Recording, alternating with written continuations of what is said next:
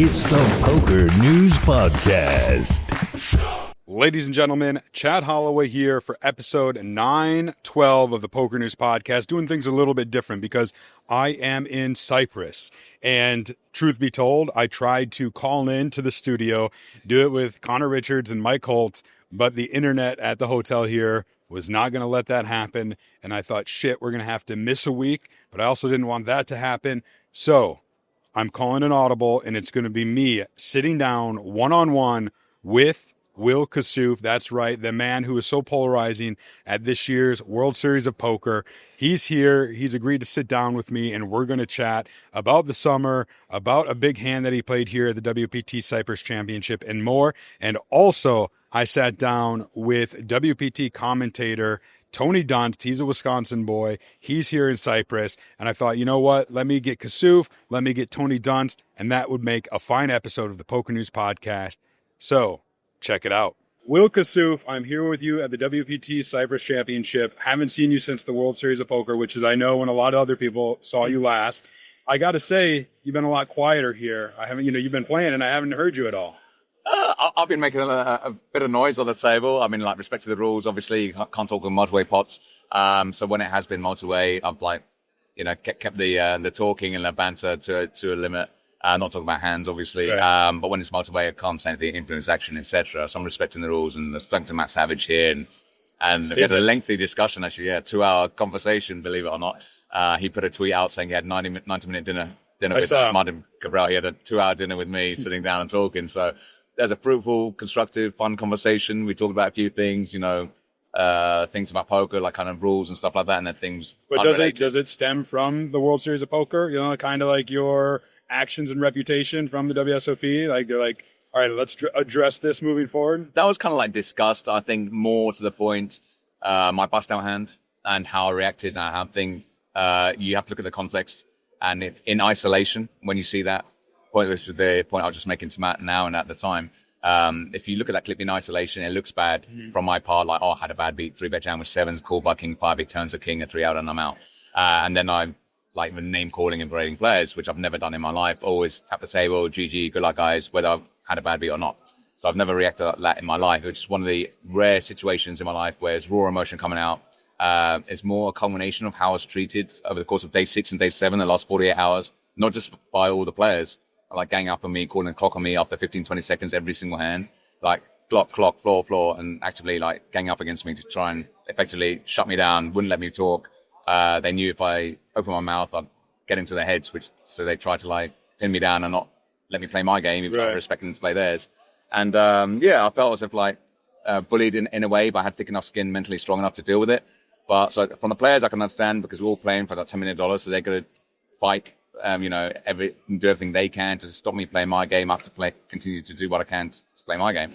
So from the players' point of view, I can understand. But when the floor officials then were heavy-handed, and there's so many different things we can go into detail if you want, like them. Well, I think the big one that we kind of talked about off air, though, is you felt that it was backloaded, that a lot of the penalties or the strictness came later in the tournament as opposed to earlier. Sure. Right? I mean, is that the case? Do you feel that way? Because, like, if you ask me, and I'm sure if you ask a lot of others, there are certainly things that you did that I think warranted a penalty. I don't know if you would agree or disagree with that, but it did seem like they got more and more stern as the tournament went on. But one would argue then, too, that escalating penalties, the more infractions there are. Sure, and I think they could have handled it better. I think they should have handled it better, being the World Series of Poker main event.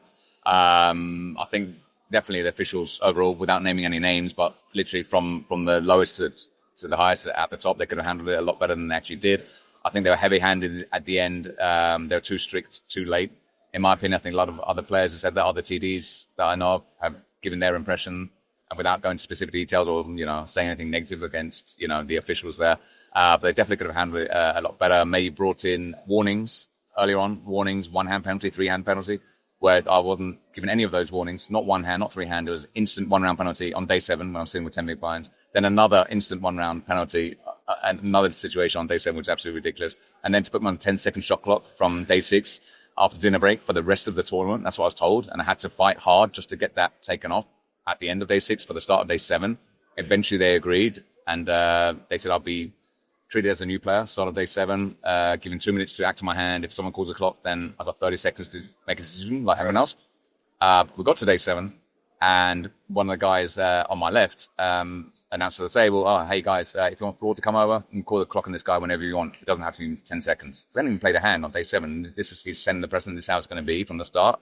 They're actually trying to collude and gang up against me to try and call the clock, even though it's unreasonable. So I said, "Well, why are you saying that? It has to be a reasonable amount of time. I can't just call the clock if it's less than 10 seconds." He goes, "Oh, for the rest of the guys, it will be reasonable. For you, I'll call the clock whenever I want." So he's being a bit arrogant and out of his way. I've never played a pot with him, never seen him in my life. And he set that tone. So we played the first hand, and the action was on me, less than 10 seconds. He goes, "Clock." The dealer froze, didn't know what to do because clearly it hadn't been enough time. And another guy on the table would say, "Floor," to get the floor's attention. Floor would then come over.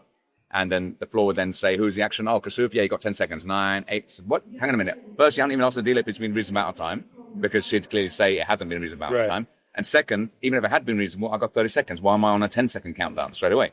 No, it's 10 seconds. Don't argue with me. 3, 2. So I had to bowl my hand. I'm not going to act with 1 second to go, right? And I had 12 big blinds playing for my tournament life. And I explained to him, no, I was told by the person second in charge to the main TD that start of day 7, I'm going to be treated like any other player. I got 30-second countdown after 2 minutes have elapsed. So I was saying, why aren't I on that 30 seconds that I was told by your senior, one of your seniors, basically. And he said, "Oh, he doesn't start work till 6 p.m. So until then, you're on 10 seconds countdown." I said, "What? Because he doesn't start his shift till 6 p.m. I've got to grind 12 big blinds for the next 6 hours until he starts shift to address the fact that I should be on the 30 seconds same right." So I went asking, can I speak to the TD, basically. And eventually you did. You got to escalate it. Several conversations with Dennis Jones, with Jack Effel. That's it. Yeah. Exactly. And then I thought, I hadn't seen Jack for the whole tournament. He's never dealt with me from day 1 up to day 7.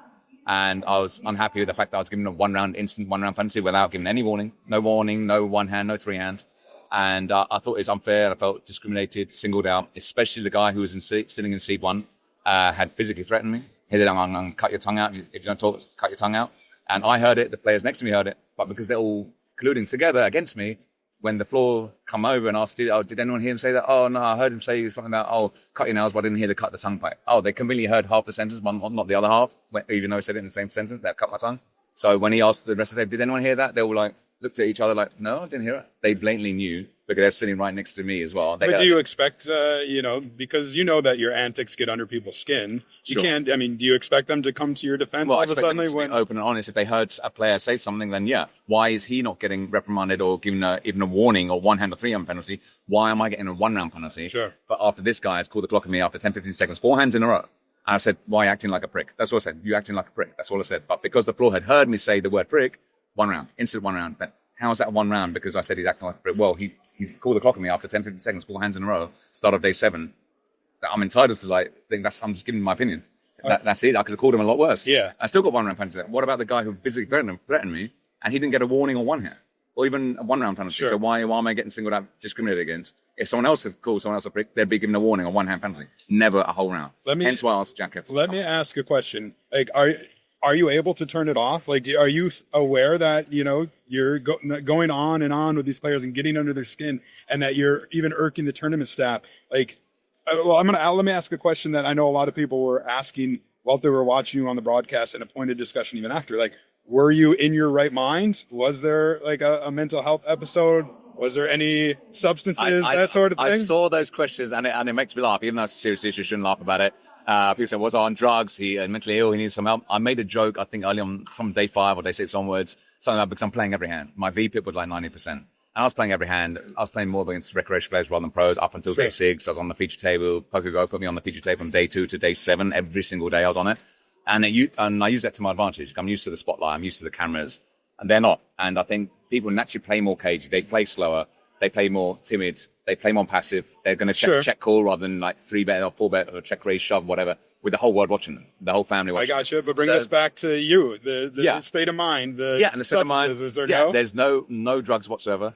I saw, one guy on Twitter, I think it's Poker Pro, and he was putting out there, he must have been on drugs. They're all discussing now all these class A drugs. Experts are saying, could have been cocaine. I can't be cocaine. He was on the feature table 2 hours. He'd have a come down. He needs to do another line after 1 hour. I wasn't speed. Speed, same thing. He needs to do another line. No, it wasn't that. I could be amphetamine. No, it's not strong enough. The way he was talking 100%, 100 miles an hour like I'm doing now. And the way he was acting, no way. He's on meth. Guys, I agree. He's on meth. So they concluded all these classic drug experts on X Twitter that I was on meth. I was on any drugs whatsoever. I think it's the lack of sleep that actually kept me awake, buzzing. Like the adrenaline rush. I had 2 hours sleep before day 6, 2 hours sleep before day 7. I actually had no sleep for day 4. Day 3, I bagged up. I wasn't tired. I was buzzing. Adrenaline. We're pretty much in the money. I had a decent stack. I was like 1 hour late coming to day 4, and PokerOrg were like putting a tweet out, a big post out. Will Kassouf late for 1 hour, went into mania. What happened, kind of thing? And I was like, chilled, whatever. One on the bubble. There's literally play one hand every 15, 20 minutes. Right. Why am I going to come down and whatever a table play one hand fold, 15, 20 minutes till the bubble bursts? I think I can come down, turn out I got 15K, cashed without risking a chip in the pot, right? And then spun it up, obviously. So it's just you. This is just you. Just what people me. saw is just you. Just me. I'm naturally full of energy. I'm just me. Maybe I'm built different. I can function on 2 hours sleep. Arguably, I was playing better on day 6 to day 7 on 2 hours sleep than the rest of the guys on 8, 9 hours sleep, losing their shit and calling clock on me. And they generally saw me as a threat, even with 10 big blinds. I take it as a compliment. Yeah. They saw me as a threat, even with 10 bigs. They had to call the clock on me relentlessly after 10, 15 seconds every hand because they saw me as a threat. If I open my mouth, they say clock, clock, clock. Whereas others would tank for 2 minutes pre-flop, not say a single word, and they think, oh, it's normal, that's fine, because they're not Will Kassouf. So we'll treat them, let them tank for 2 minutes. If I tank for more than 20, 30 seconds, clock, clock, floor, floor. If I even open my mouth 1 second, they say clock immediately. Because they saw me as a threat. If I open my mouth, I'd get into their heads. How do you think you're perceived by the poker, we'll say the poker world, right? Not necessarily the players you play against, but the fans, the people who see this on Poker Go, like, in your mind, how are you perceived? Are you a hero, villain, a little of both? I think a little of both. I think I quoted Donald Trump, which maybe riled up some people who may have been Democrat rather than Republican, because I know in America it's brutal. You're either red or blue. You're either Trump or anti-Trump. You're either Democrat or Republican. So you love Trump or you hate Trump. Sure. I think with me, I'm like, people say I'm like, a bit like the Donald Trump of poker, if I might be self-proclaimed Donald Trump of poker. I'm controversial, polarizing, chaotic, but I speak my mind and I get shit done. That's the bottom line, and that's what counts, right? So I'm going to have people that love me. I'm going to have people that hate me. Even Matt Savage putting a tweet out here, WPT, quoting one other guy who said, oh, would you be if you were handcuffed to your ex for like 30 days, would you do that for $250,000? I think someone else tweeted WPT, if you're handcuffed to Will Kassouf for 30 days, would you do that for like $250K? And literally half the comments would be like, yeah, sign me up, your book, give me the $250K. Yeah, where do I go? I'll do it. Right. He's a fun character. I'd love to be with him. I don't care if I'm handcuffed to him. We had to discuss the bathroom break issues, going to the bathroom to do it. Otherwise, they're fine to do it. Others like, hell no, I wouldn't last 5 seconds with him. Does he need to be alive by the end of it? I'll be up for an assault charge if I was with him for 5 seconds. So you got that kind of polarizing, kind of like controversial comment in the comments as well, like threatening to even beat me up or kill me if they had to be handcuffed to me for $250K. So some people love me, some people hate me, some people would love to be handcuffed to me and get their $250K. Somebody wouldn't even do it for $2 million. So I've got that kind of effect on people, but I'm never, generally speaking, apart from like the bust at hand, people are talking about that, how I bust the main event. But generally, it's all like fun, good banter on the table. Even here, everyone's loving the banter entertainment. Even if I beat them in the pot, they're having fun, enjoying it. They're loving the fun atmosphere. The fact I'm talking in the hand, it's creating more of a fun atmosphere. You're here to play live poker. You're playing for like 8, 9, 10 hours a day, sitting with the same faces. If everyone sat there like a bunch of nits with their headphones, hoodies, sunglasses on, said nothing for like 8, 12 hours a day, like in the main event for 12 hours. It was so boring. No, I agree. And I can attest, by the way, to people listening or watching that, you have been different here at this event than you were at the WSOP in terms of, you are still talking. We've caught a few hands on PokerNews social media and what have you, but it is not, what the right word is, contentious, or people aren't hating it as much as they did at the WSOP. No, and I find more Americans, no disrespect to like Americans in general, I like stereotyping here, but they don't have a lot of table talk. I think in America it's not just frowned upon, they just don't do it. It's not allowed. You cannot disclose the contents of your hand. You cannot influence any action. You cannot say anything about the hand during the hand. Right? Whereas in the UK and Europe, and here, well, depending on different rules, TDA rules, WSOP rules, but generally in UK and Europe, you can say what you want in a heads-up pot. When it's multi-way, you can't say anything that's influencing action, right? And whatever, collusion with friends if you're on the same table, multi-way. But once you're in a heads-up pot, you can say what you want. You can even say the cards that you have. So I've got king, queen, king, I board. I got king, queen. I got top pair, king, queen, please call me. They call. You show your hand, you show king, queen, you win the pot. There's no penalty, nothing. You do that in WSOP or any card room, in Venetian, Win, wherever, or anywhere in the US, as far as I know. If you say that, that's going to be a penalty. You say I got king, queen, and you show king, queen, and you win the pot. Yes, you win the pot, but you're getting penalized for that. Sure. In the UK and Europe, you don't.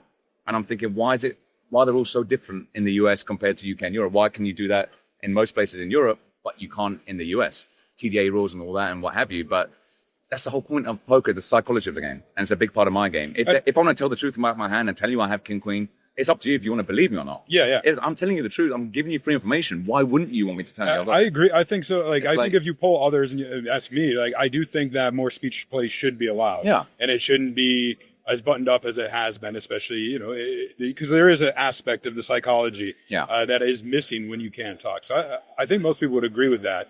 A lot of people just don't like your flavor of it, I suppose. Let me ask, where do things stand right now with you and the World Series of Poker? Because after you busted in the 33rd, they said you were not allowed to come back to the WSOP the rest of the year. We didn't know, is that just the next 4 or 5 days the rest of the summer? Does that mean you can't go to any WSOP stop, no WSOP Paradise? Do you know? This is why I do know now is a short answer. And I was told, by Dennis at the time, which is the message passed down from Jack Kabrhel, and saying, I cannot play any WSOP events this year. I said, what's the reason for that? I busted the main event now. Not only have you got security here to take me out, but I've got 2 police officers from the Las Vegas Police Department with guns to escort me out, like I'm the biggest criminal in WSOP history, like I shot or stabbed someone or threatened someone's life. And I took that in my stride. Okay, if they want to do that to humiliate me or whatever, to evict me from the premises, that was another thing. But they didn't, right? Because we saw you in the bar area. Yeah, I didn't. I had to negotiate. I had to even speak to the security about that. That's another issue. But I'll come on to that in a minute. But the fact they said, oh, by the way, you cannot play any other events this year. I said, why is that? I said, because we decide you've been disrupted. I said, yeah, you've been saying that for the last 2 days. That's in the main event. Fine, I accept that. Whatever. I took the penalty, 10-second shot clock. I think disagreed with it. But whatever, it's done now. I'm out of the main event. Why are you now banning me for the rest of the series? Oh, but Jack's decided that, and I said, well, can I speak to Jack Kabrhel, please? No, he's not coming. I said, I'm asking nicely, can I just speak to him? He's made the ruling. I don't want to argue with him. Just want to ask the reason why. Why am I banned for the rest of the series? It's a completely different event. The main event, I'm out. I'm done and dusted. You want to escort me out with police, whatever, to evict me, even though that didn't happen. That's one thing. But then to ban me for the rest of events, for the rest of the year, why? Regardless, you weren't allowed back in WSOP events for the summer. For the summer. I didn't want to. I could have appealed it then and tried to speak to him, but I thought, you know what? He's not going to change his mind over 24, 48 hours. Yeah. I thought, you know what? I'd leave it. Fine. He's taken away my opportunity to win a few 100K and chance to win a gold bracelet. I'm not saying I would have done, but I fancied my chance of making a final table one of the side events, considering I just finished 33rd. I have nearly 10,000 players in the main event, and I was playing well. I was in the zone, playing my game. Everything was going right. So I fancied my chance of going, at least cashing one of the events. So the fact that he took away that chance or the opportunity and the equity of me trying to win a gold bracelet, I thought was unfair and harsh, to say the least. I took that on the chin, that's fine. Yeah. And then to get me escorted out and say I'm effectively evicted from the premises. And that didn't happen because I was actually staying in Paris Hotel. So what happened was, as PokerNews, Poker Organ, and the police officers and the security were escorting me out, it was like the biggest exit. It's like bigger than any Bill Homewood's entrance to the WSOP. It's incredible. Like a scene out of a movie scene. I didn't happen to do it. Yeah. I was just walking out with a couple of friends and literally had 50, 60 people following me. So it's incredible. And I just said what I had to say exactly how I felt and what happened, and spoke the truth, and whether they liked it or not, that's how I saw it. And I got escorted straight into the payouts room, the Champagne Ballroom, and I got to thank Jack Kabrhel for that. He saved me 2 hours of my life because the queues were horrendous. Like literally people were queuing for 2 hours to get all the paperwork sorted, ITIN number, whatever, to get the process. And then there's a separate queue where you have to queue up by the cage to actually then get paid out. I bypassed all that because I had the security police. They went straight to the front and said, excuse me, come here through, sat straight down in the seat, filled in the paper, had an ITIN number, so zero tax, don't pay any tax, took the 300K, and then got processed. Did you tip the dealers? She asked, the lady behind me asked me, would you like to leave a tip, sir? And she realized when they saw the police on the security behind me, something was up here, right? So I could have been rude and said, I'll give you a tip. Yeah, here's a tip. And say something. But I thought, no, she's just doing her job. I said, unfortunately, as a result of the way I've been treated this year, unfortunately, I won't be tipping this year. Sorry about that. It's fine. And then she asked, how would you like to be paid? And I thought, okay, it's 300K. I got paid 300K or 338K back in 2016. I thought I'd do the same then. And she said, you can either have a bank transfer, a check, or take it in cash. I thought, if I take a check, it's a piece of paper, I have to get it processed, take a few days, and plus it's in dollars, and I don't have a US dollar account, it'll hit my UK account. Same with the bank transfer. The bank transfer will be at the rate that my bank will be set from pound-dollar rate, will be a lot lower than the XG.com rate. Cash, didn't you? So took in cash like a boss, obviously. Zero tax, zero tip. If I won $300,000, I take home $300,000. That's how it should be. And I made the point when I was walking out with the police and security, I got a police escort, cash out my $300,000 in tax-free cash kind of thing. And I didn't mean to give a rub down to Americans by saying, America get taxed. And people are saying, thanking me for highlighting that point. If some American wins it, they have to pay 30% federal tax, 5 or even up to 10% state tax. So paying up to 40%. That's what Mike Miyazaki, I saw how PokerNews did the payouts before and after. Sure. And Mike Miyazaki had won $10 million effectively. But after after the tax, he only cashed 6,032,000, something like that. Yeah. Just 6 million and change, basically. So nearly 4 million to the IRS. Literally. It works. And then federal tax and then state tax of Florida. That's mental. And the guy who finished 9th from Korea, who cashed for 1 million, he took home like 478K. He had to pay more than half in taxes. I'm sorry, if that was me, I wouldn't even play poker. If I had to pay more than like 0.5% or even anywhere near 50%, I mean, I'd do it for a living. some countries are worse than others, and that's why you don't see a lot of like Canadians. That's brutal. And it's not just the UK. Dutchies, yeah. I'm sure like the places like Austria, Bulgaria, Malta, other places like that, they don't pay tax either, I heard. So 0%. Fast forward, are you allowed to play WSOP? Let's say WSOP. To answer your question, yes. So I got I wanted to get an answer, and I contacted the communications manager, Eric Idison, yep. at the WSOP. He listens to the show, so he's probably listening now. Right. Thank you, Eric, for confirming and getting back to me after a few days. And he did confirm, and I got the email here. I'm not going to read the whole email, but just write. You can read it here. I can confirm that you are allowed to play WSOP events worldwide. Yeah. There you go. And all the best, yeah. Eric Idison, communication manager, World Series of Poker. Yeah. So he's confirmed that I could play worldwide. As a matter of fact, I didn't post on social media since I busted out day 7. I had thousands of notifications, messages, Facebook, Twitter, Instagram. It's been relentless. So sorry, guys, if you send me a message, I'm not ignoring you. I've literally got thousands, and I'll get back to you as soon as I can. But I took a break to social media because I knew it was all kicking off. Everyone was talking about it, what happened, and they're on my side, not on my side. Agreed with me. I deserve the penalty. Others who didn't even like me, people like Chris Brewer, are these super high rollers who potentially might think I'm bad for the game and show them up, like doing this clown show kind of thing. Like my antics are completely different to how other super high rollers behave as a so-called pro. But he defended me actually to his credit, and he said the way WSOP handling, he doesn't agree with the way WSOP handling Kassouf, and now I'm now on Kassouf's side. But for him to say that, for players, people look up to as super high rollers to say that they're on my side now, at least they can see the right from wrong. Even if they don't like me or don't approve me, I think I'm good for the game, they can see what's right and what's wrong. And they thought the way WSOP handled my situation was wrong, and they were on my side. So I appreciate that. So at least people could see it for what it is. There's two sides to every story. It's not about me, being a jerk or an asshole, being obnoxious or whatever, and I deserve everything I get. There's a reason why I reacted that way, is as a result of how I was being treated. I wasn't actively going out and hating, parading, and name-calling people on the table. I was only reacting to how I was being treated by all the players and the staff, the officials, and even the tournament director of the main event. Did you make any friends on your main event run? Like anybody at the tables that you got from along day with? 2 to day 6, Yeah. if you saw the coverage, people are just hating because of my bust out hand. They see that clip in isolation, Sure. like I said. I was going to hate and berate because I name-called people at the table, but as raw emotion at the time. I don't condone that behavior whatsoever. I did an interview earlier with Matt Savage about it, and yeah, that's not me. If anyone who knows me deep down, I've been playing the same way, same style last 15 years.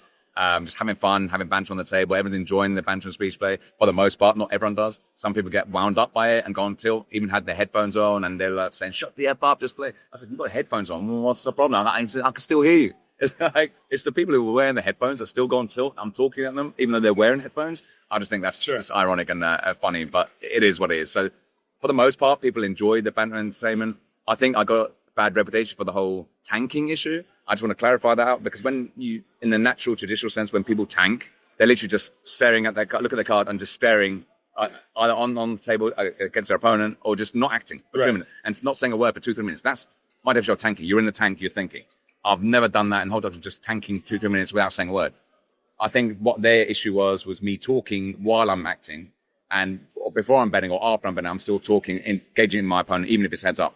And I'm like talking, like speech playing. I think that's what they call like stalling. I can, they want me to act like quickly, like everyone else, without saying a single word. So that's not really my style, not really my game. I mean, to their credit, I understand what they're saying. In certain spots, maybe I can act faster. Action on me is raise 3-bet, and and a shove an all in situation. And I know pretty much I'm not calling, then maybe I should fold quicker rather than posturing if I 3-bet someone shoved. But their hands when I had like 9-4 offsuit under the gun on day 6 of the main event. I just won a pot. I'm a momentum kind of guy. I win a pot, I play the rush. But the fact it's 9 high. I had 9-4 offsuits under the gun. Normally, ask any guy. You ask any player, amateur or pro, you put it in a solver, snap fold. It's not even a question. Oh, should I raise? Just snap fold. I tanked for 30 seconds. People parading me on stream. Why is he tanking 9-4 offsuit? This is a snap fold. But I'm sorry, but for everyone else it might be a snap fold. For me, it isn't. And I end up raising 9-4 offsuit 2.8x under the gun. I don't recommend. Don't do this at home, kids. But yeah, because it's 9 high, it's on the feature table for the fan. They can see me. I just won a pot. I was free rolling. Bang. I eyed up. Look at everyone else's stacks. Posturing a bit. Make it look like I've got ace, kings, queens, jack, tens, ace, king, ace, queen. The premier hands that all these G-herd players would expect you to have on the gun. So then when I raise it 2.8x initially, No one, the best player in the world won't even put me on 9-4 offsuit there, right? The whole table folds in a flash. The whole table folds apart from the small blind. So have that kind of effect. So I'm going to use my image. I'm going to exploit that kind of table. Whenever it's playing GTO, I'm going to exploit that and raise with 9-4 offsuit. So I got a lot of hate and brain from players saying that I'm tanking with junk hand. I'm actually thinking outside the box. I'm playing hands and even calling out of position, floating out of position with 9 high to take the pot on later streets and bluff them. So that was the method to the madness. So. I know one of the things that people differentiated between, though, was your antics, your speech play when you were playing a hand, which most people are like, all right, he's in the hand, that's fair. But there were instances where you weren't even involved in the hand and you were still, doing the speech play and still talking when other people were having to act. And they thought that was, a little out of when line. I wasn't in, I'd never say anything about to influence action or anything about the hand. Maybe I was having a conversation with someone else on the table about something unrelated, but I'm never talking about the hand or influencing the action when I'm not in the hand myself. That I don't think I've ever. No, not not trying to influence the action per se, but I guess more just the general etiquette. Yeah, the Okay, I didn't mean any disrespect to anyone. They're playing a pot at the other end of the table. I'm chatting with someone like in seat 3 and I'm seat 1.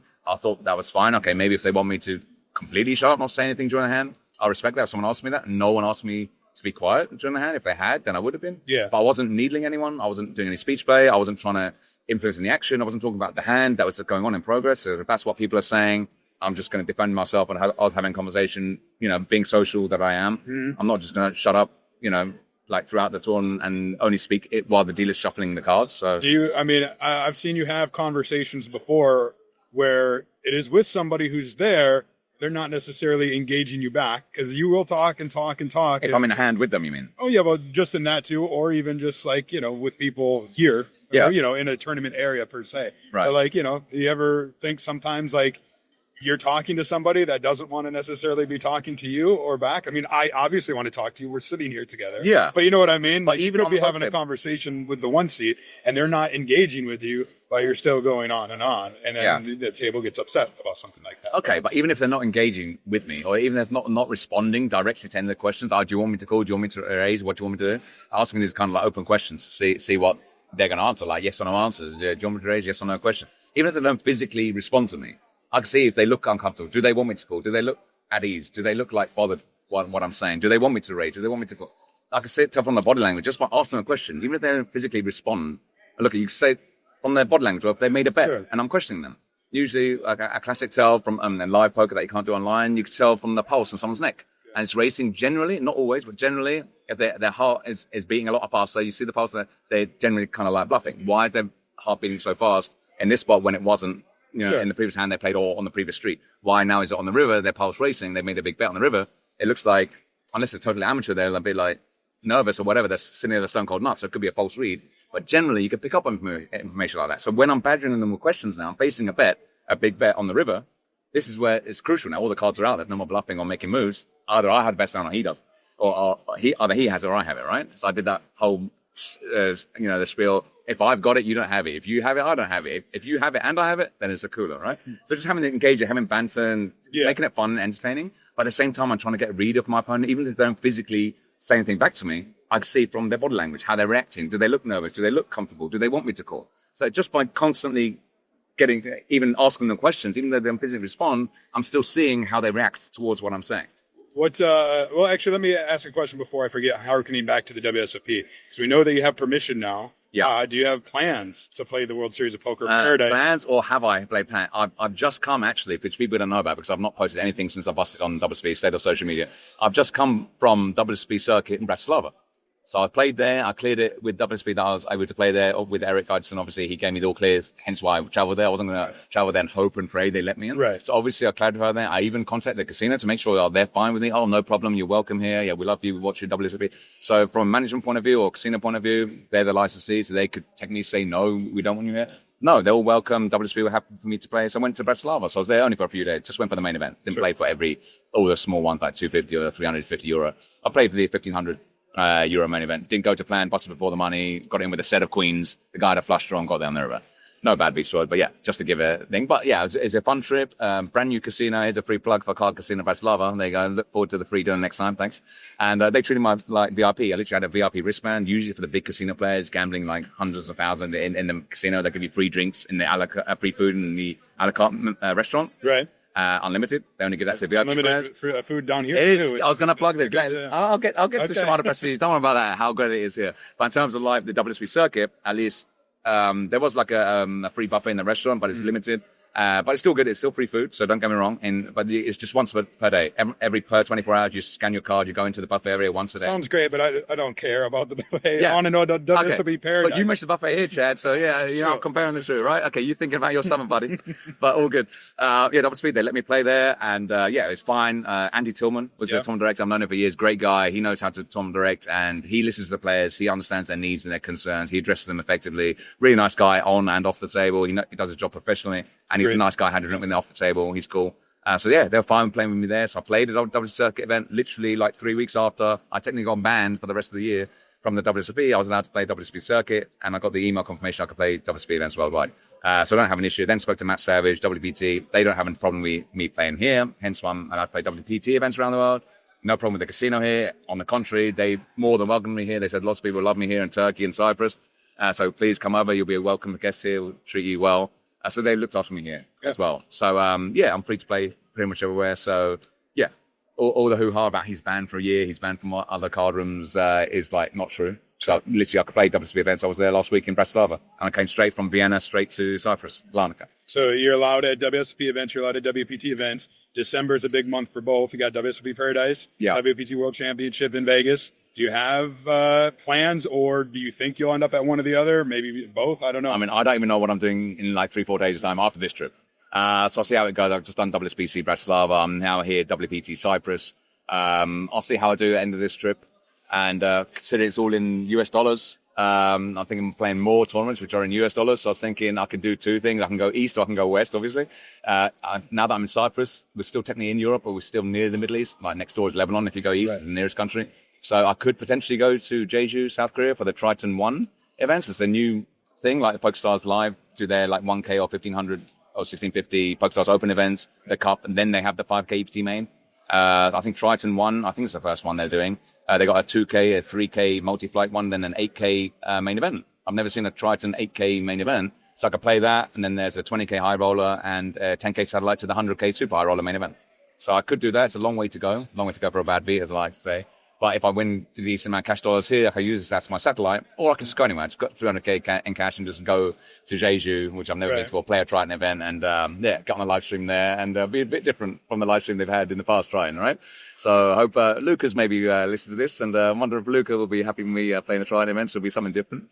What about due to your poker fame or infamy, depending on your perspective, I guess? What about, have you gotten any invitations? Like they just had the National Heads Up Championship. They have the Bay 101 Shooting Star WPT event coming up in October. Is anybody reaching out to you and being like, hey, people know who you are. Yeah. We kind of want you here. Yeah. Like you just mentioned the Bay 101. I think Matt Savage has already hinted he wants to make me a shooting star. I've tried to get something comped, obviously trying to get what I can out of it.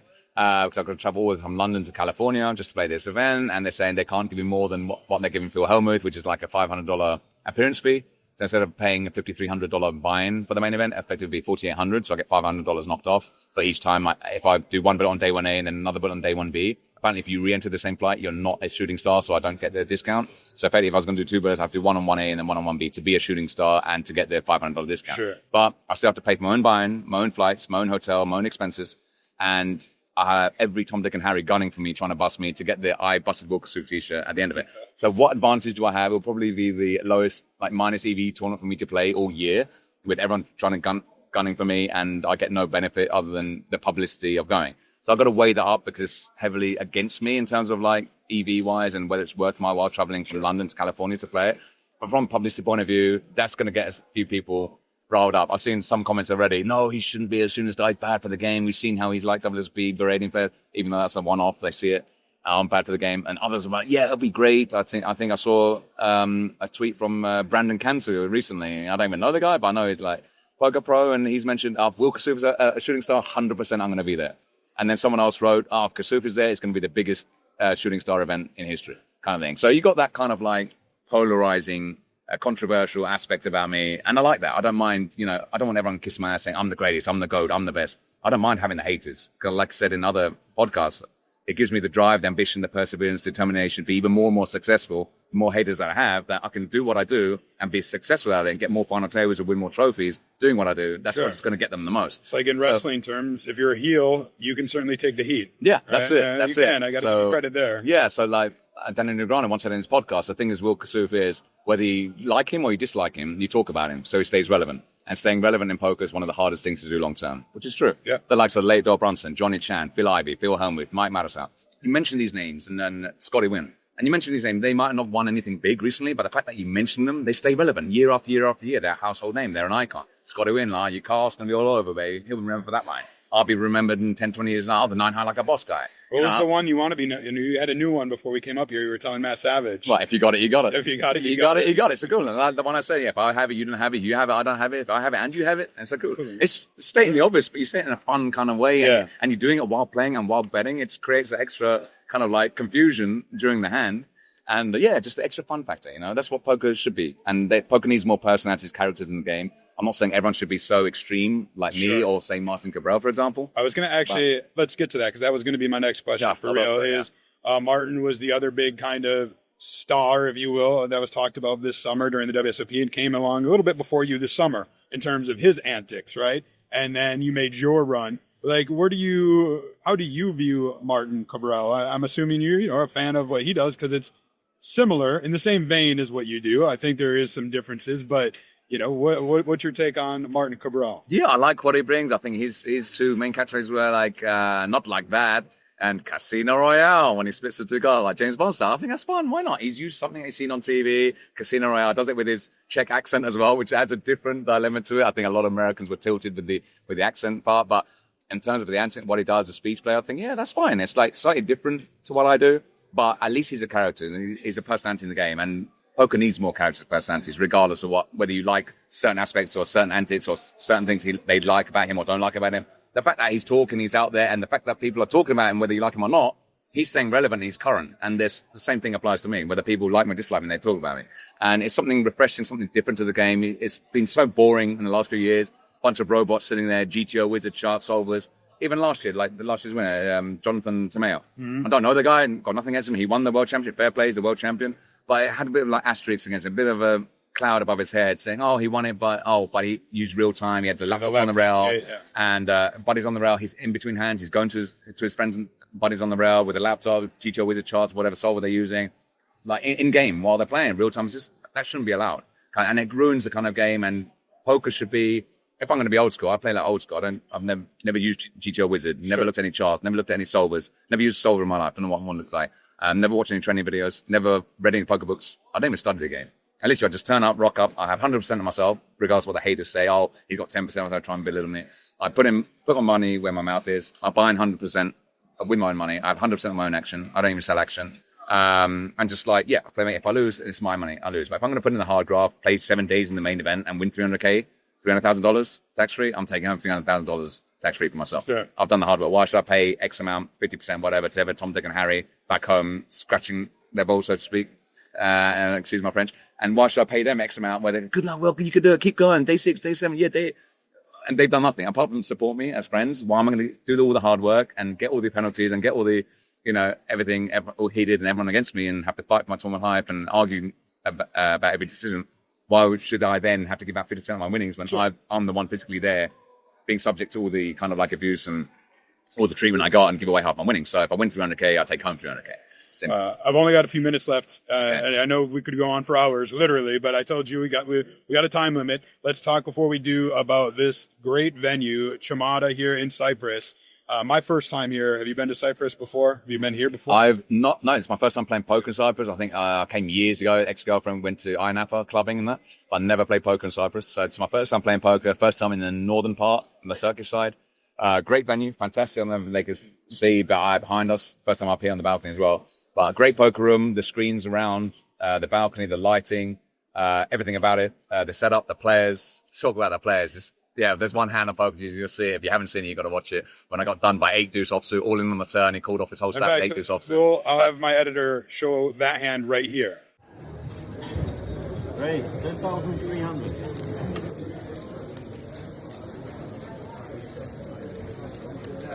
Oh.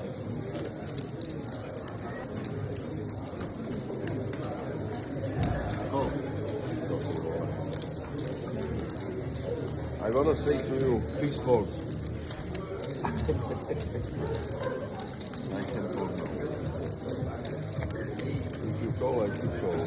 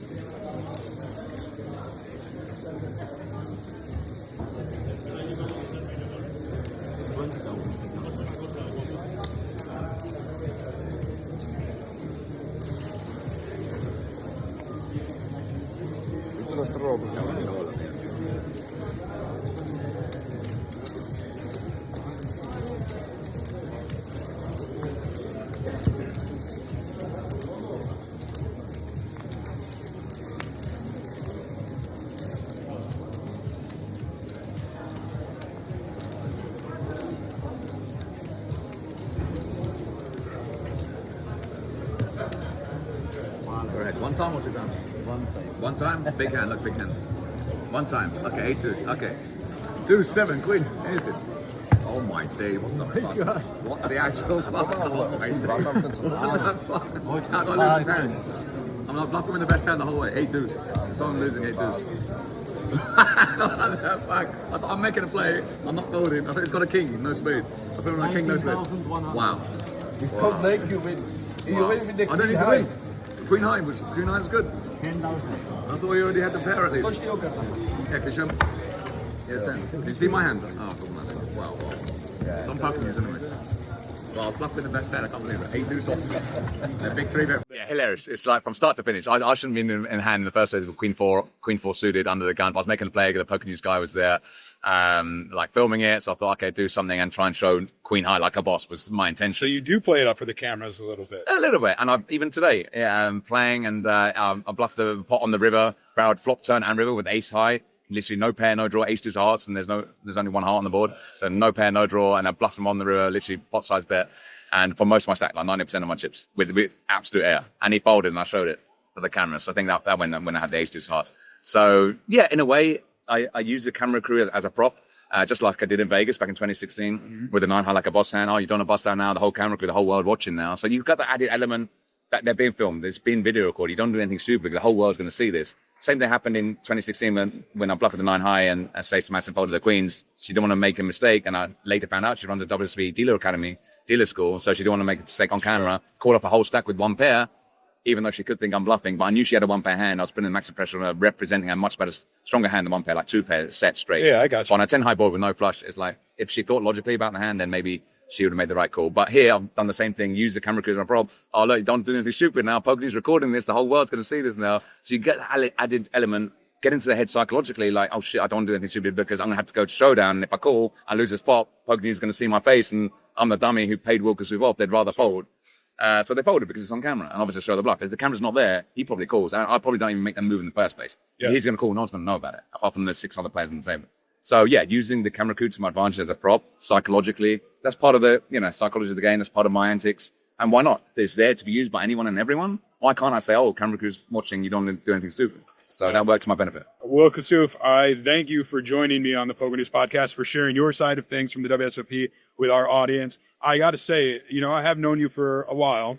I find you, when I watch you on TV, I find myself in the camp of it. It does kind of get me. It gets under my skin and irks me. But also when I see you in person, I do find you different and more charming, if you will. I don't know. It's this dichotomy of Will Kassouf, I think. I think Matt Savage said the exact same thing. I'm much more pleasant in person than I appear on the TV screen. I think they portrayed me more as a villain on TV to get more viewers. Like even PokerGo this year, ESPN back in 2016 portrayed me more as a villain. So they get everyone who loves me tuning in, hope I go deep, and everyone who hates me tuning in, hope that I bust the very next hand. So you got everyone from both sides tuning in. So the ratings go up, viewership goes up, controversy, polarizing, got that everything about me. So you get more people talking about me, whether you like me or dislike me, they talk about me. So that's what's good for poker, staying relevant, being talked about, and it's good for the game. You need more personality characters in the game. That's what I try to do. Keep it fun and friendly at all times at the table. Some people may get rubbed up the wrong way and they haven't got thick enough skin. They're not mentally strong enough.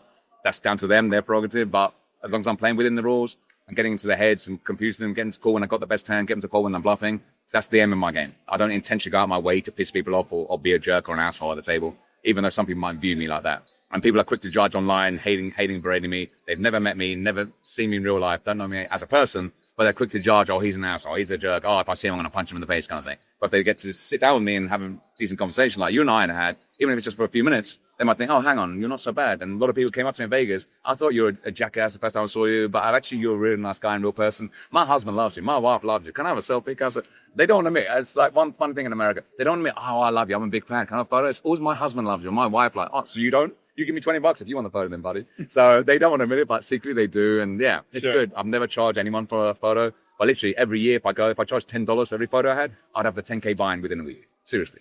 So it's that, have that kind of effect. I call it the hashtag Kassouf effect. I say you got some fame or infamy, but as you say, both are good. It gets people talking. That's it. All right. Well, good luck here. Stay out of trouble. And appreciate it. Always, man. It's always good. It's a pleasure chatting with you, Chad. You as well. It's been good. Yeah. It's been emotional. All right. I am here at the WPT Cyprus Championship 2025 with Tony Dunst. You actually played yesterday and found a bag, right? It wasn't a big one, no, but you did find a bag. It was basically a starting stack bag, but it is a weird amount to bag when there was so many fireworks going on around the table. That was one of the wildest day ones of poker I've seen really in my career. I was going to say, I reported on a triple knockout involving Romula Doria. He spiked a jack on the river. Yep. You were at that table though, right? There was 2 4-way all-ins on the table, and it wasn't just like, a couple of guys were really short stacked and ended up all in. No, piles of chips going in. There was a 3-way all-in where a guy got in 100 big blinds with pocket fives. There was just insane bluffs, 4-bet pots, and somehow I ended up down 2,500 chips on the day. One bullet though? One bullet. Yeah. Can't complain about that. Although there's 2 hours of registration on Right. day 2. So I got to survive that, and then we will accomplish the one bullet dream. Talk to me about Cyprus. We're here at the Chamada Poker Club. Is this your first time here? It's my first time. First time it Cyprus. is, yeah. Yeah. What's your impressions thus far? Really enjoying it so far. Great action and turnout in the events. The 5K drew a huge number. They got a beach club that we were at the day before the tournament got going here that was a ton of fun. The water is perfect. Very hot out there in August. Very warm right now, but comfortable inside the casino here. And just beautiful facilities, really welcoming staff. I'm having a great time. It's all inclusive, which I think is pretty cool. People can see behind my shoulder over here, I guess. There's like a buffet. They have breakfast, lunch, dinner, and it's just go up, help yourself anytime, right? It's pretty nice. You don't see that in poker rooms very much. No, you have a 24-hour buffet here because you got cash games running around the clock. And then the more full-blown buffet in the hotel, which, again, all-inclusive. So we're all eating very well this trip. Yeah. I see Matt Savage was here, Justin Hammer. Who else from the WPT is here? Or when you do come to these stops with the WPT family, as they say, do you guys hang out together? You said you go to the beach club. Yeah, there was a half dozen of us, event managers. Mostly were at the beach club with us, live reporters, BJ Nemeth, who's been around poker for 20 plus years, Alex Gray from the Royal Flush crew, live reporting, and our photographer Ash, who's been chronicling the event. So that was a really nice way to enjoy the facilities and also help adjust to the jet lag, just to get that sunlight, get outdoors, stay active, make sure you don't take a nap in the middle of the day. That really throws off your sleep pattern. It was a long travel for me to get here. I came from Wisconsin, which you're originally from, right? I am. Yeah, I was just there as well. Really? So I flew out of O'Hare. Did you fly out of O'Hare? Madison to O'Hare. Yeah. There you go. And lots of delays for me, unfortunately. No. Yeah, so how long was your total trip? Door to door, 30 hours. Ooh. Yeah. It was 20 minutes getting late out of O'Hare, and then that made me miss connection in Frankfurt, and that made me have an impromptu layover in Rome. So sorry to hear that. Yeah. Were you able to sleep much on the plane, or did you stay awake and just watch movies? Yeah, I'm not much of a sleeper on a plane. I got a few hours maybe, but it's mainly just watch movies, catch up on some work and stuff. So, okay. But we're here. I'm happy to be here. It's been a lot of fun so far. Day 1B is taking place behind me. Some names here, Will Kassouf is one among them, and I'm curious to hear your thoughts about him. He was one of the more controversial figures from the World Series of Poker this summer. Some say he makes for good TV, some say he doesn't. What are your thoughts as somebody who does, poker TV for a living? Well, nothing surprising. He's a really polarizing figure. During the summer and at the World Series, of course, he created very compelling streams, TV, whatever you want to call it. Some of his antics are entertaining. Some of his antics, I would say, are bad for the game just because he wastes so much time. It's so frustrating for his opponents. To be honest, it seemed like this summer he may have been having some like genuine mental health problems. I had, like I get annoyed with guys like Will, but also the way it played out, I also had some concern, watching him interact in a way where he just could not seem to help himself. Even when there was severe penalties, for his behavior, he couldn't seem to stop himself. So, I don't know, is it he is such an antagonist that this was all by design, or he's having like real mental health problems? Yeah. I won't speculate. It didn't look good, no. But it was compelling. And as you know, it creates a ton of engagement and impressions on social media. And yeah, tons of debate out there about whether the Will Kassoufs and the Martin Kabrhels of the world are good for poker or not. It's especially when you contrast it to what I've seen here today. He was here. Will Kassouf is here. Yeah. He played day 1A, didn't bag, but he was relatively quiet. Yeah. I didn't hear him, his usual antics or what have you. So it does beg the question, maybe where he was at the WSOP compared to now. But yeah, I was just curious to hear your thoughts on that. And tell me a little bit more about what were you doing in Wisconsin? Were you visiting family? I was just there. Phil Hellmuth was there visiting his family. It feels like it was a little poker. Up? We did, at Players Bar in Madison. So what were you there? What was that the Mark Kroon? Mark Kroon, Poker Ho. Yeah, battled with him online back in the day quite a lot. Do you know Euchre? I know Euchre, yeah. Yeah, so we played dirty clubs. Yeah. High stakes dirty clubs. $40 a game, $20 a bump. Me, Hellmuth. I did win the first game, which allowed me to turn a profit overall. So that was fun. What about you? What were you home for? So my dad's side of the family does this big, everyone extended family goes on a trip to Door County, which is like this nice vacation spot in northern Wisconsin. Every year we've been doing it for 30 or 40 years. Might be 40, like my whole life. And I was going to miss it this year because of this stop. So I wanted to make sure to get home, spend some time with my parents, spend some time with my extended family, try and see everybody that I would miss because of this trip. And, got a Brewers game in with my little cousins. I took, my 4 and 9-year-old cousin, as well as with their dad, who's closer to my age, to the game. And that was really fun. We watched the Brewers beat up on the Cubs really bad. Super exciting team right now. Exciting time in Wisconsin sports, and just had a great trip. I really love coming back to Wisconsin, especially when the weather is warm. Right. And we're recording this 12 wins in a row, I think. 12 wins in a row. Crazy. Free burgers at, what is it, George Webb? George Webb. Yeah. Free burgers that, people might not even want, but they're going to go get them. Yeah, people probably don't even know what George Webb is, but apparently it's like regional. A promotion they've had for years, and this is the first time it's hit. I think it's the second time it's hit because my dad and my older uncles and stuff told me about the great Brewers teams of the 80s and early 90s, and I guess they went on a run, and they were talking about, we finally got those free burgers at George Webb, and it was like this thing that happened way back in the day that I couldn't really remember, and I got to live to see the day that they won 12 in a row, kicked the Pirates' ass last night, stayed up watching a little bit of that. Not only are they a winning team, but they're a very fun team to watch. Every time I tune in, it feels like somebody's stealing a base. They make a ton of contact. They're really aggressive on the bases and have some awesome pitching. We talked about this earlier. I think this is the first Brewers team in my lifetime that feels like they could go all the way. Usually they're lacking either, elite pitching or depth in the batting lineup, where they normally have 3 good hitters and then a bunch of guys who can barely crack 200. This team is stacked. It's very complete. They've got a good manager, elite top end starting pitching, good relievers, really solid closer, great on the base paths. Yeah, I'm very hopeful. I'm getting my hopes up. I'm ready to have my heart broken again. I need to get to a game as soon as I get back to Wisconsin by the sounds of it. Every time I've went to a Brewers game, it was during the season where they really didn't have a chance. Where they're mediocre or good-ish, but not really going to go anywhere. I will say you might pay a little more than usual for those tickets because these games are selling out. I mean, Wisconsin loves their sports teams, and Milwaukee is very much a baseball town. Tell me a little bit about what life is like for you these days. You've been the WPT commentator now alongside Vince Van Patten for, 4 or 5 years? More. I joined WPT 15 years ago and was elevated to the booth 7 or 8 years ago. Time flies. It does.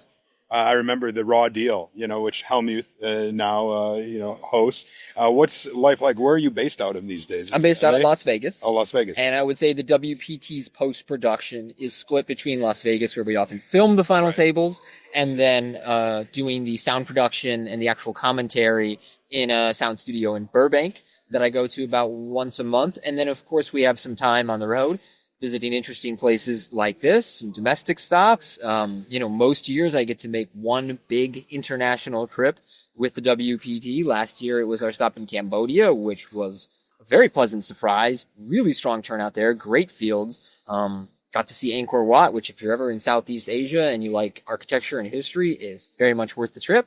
Year before that we had one in Korea. And so, use that as a chance to visit Japan for the first time. So I love that part of this job and being in the poker world. You get to see so many interesting places, and often poker can be a form of socializing in that region and then making connections with people like, oh, I live in such place. I live in that place. If you need recommendations or you want to visit me or I have a cousin there, it's a really cool way to see the world. Yeah, I agree. It's just getting from point A to point B that's the tough part for sure.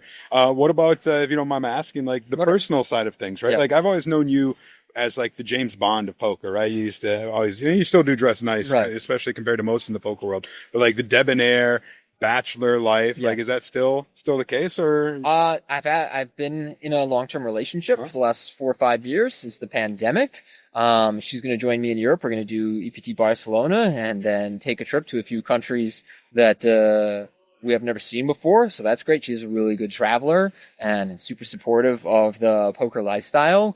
I don't travel quite as much as I used to. The peak of that lifestyle was with WPT when they were under Party Poker from like 2016 to maybe 2019, where I just lived out of a suitcase, did not have any real residence, was on the road all the time, was kind of just looking for adventure and action wherever I could find it. And these days I'm more of a homebody, more of an online player than a live poker player. I'm 40 years old now and prefer a steadier lifestyle. I mean, it happens, man. You and me both, man. I'm 42. You're 42. We're breaking down. It was one of those, like, for 6 years with PokerNews, I was on the road literally 240 days of the year or more. Right. And now it's like, I'm here for a week and it's like, yeah, I'm good after this, for a while. The benefit of getting to do that while you're young is when you get older, you don't have those what ifs, those, regrets. I never got to go to XYZ. I do think that if you're a younger person in the game of poker, make the most of this time, travel, explore, take risks, learn, risk failure, things like that. And then, when you're older and you're a little more settled down, like I said, you won't have any regrets about what you didn't do or what you missed out on, or, oh, I'd like to go to that place, but my back really hurts and now it's so hard to travel, or whatever it happens to be. So yeah, like I said, that's one of the best parts about being in poker. I remember when I was young and my uncle or dad or whomever would say like, oh, I can't, my back is acting up or my back hurts. I remember when I was young thinking like, that'll never happen to me. I'm just going to take care of myself. And then, it was like, no, it's more like, how bad could it be? Come on. Like it can't be, you're making an excuse. You're just, and then you get older and your back goes out for the first time and you realize like, okay, I get it. Father Time remains undefeated, with the exception of LeBron James. Touche. And maybe Tom Brady, but he did retire. But he was at like the top right up until the end at like 45 years old, which is wild. Let me ask you before I let you go, in talking about this sort of thing, like the traveling aspect in poker in general, is there anything on your poker bucket list, a place you might want to go, something you want to accomplish that you haven't? Like what's your future in poker, bucket list look like?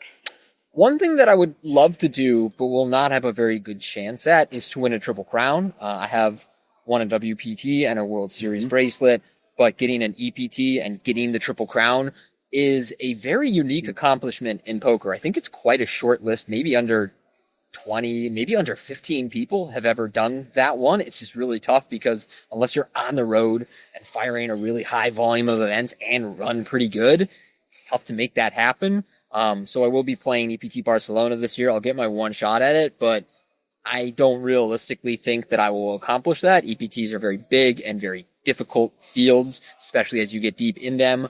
And it wouldn't surprise me if I only play one every few years going forward. But to me, that would be like the big bucket list accomplishment. I would love to win a second WPT. The one I won was pretty small, and it was now 12 or 13 years ago, and I've had a lot of close calls since. So working with the WPT, being a part of this company for a long time, really valuing WPT titles. There's only about 10, 12 any given year. WPT championships, they're tough to get. Winning a second one of those would be great.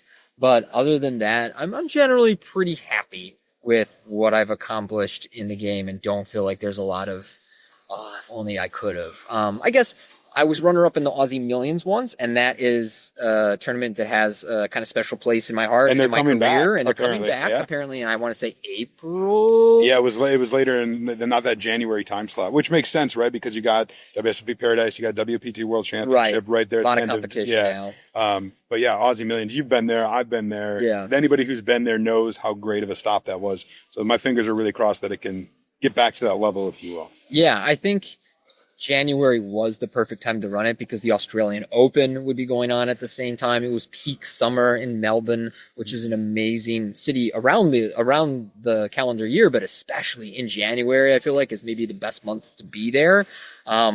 But April would be nice too. And to take that one down, the history I have with that casino, that tournament would be amazing. But overall, I feel pretty good. I'm not kept up at night by the misses or the what ifs of my career. I just mentioned it and we can end here, but let's talk WPT World Championship is going to be at the Wynn again in December. They've announced the dates. The full schedule isn't out yet, but obviously you're going to be there. You're going to take place. It's always huge. I mean, it is one of the preeminent events now on the poker schedule. Yeah, it's running December 2nd to, I want to say, 22nd. So about 3 full weeks of events.